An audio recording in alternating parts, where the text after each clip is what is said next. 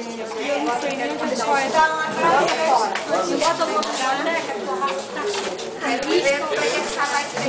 E aí, como foi? Passei com distinção. Mas me livrei. Nossa, já achei isso.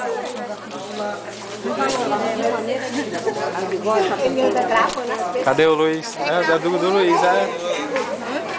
Que horror!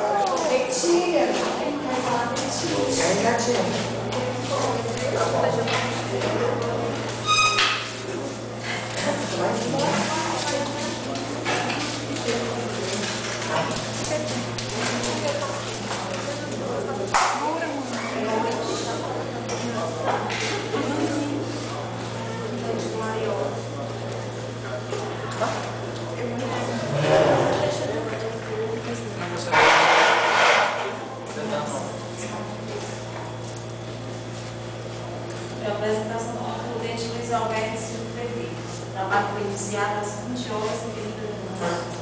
A banca examinadora, após a defesa do acadêmico, passou a arguição e comentários.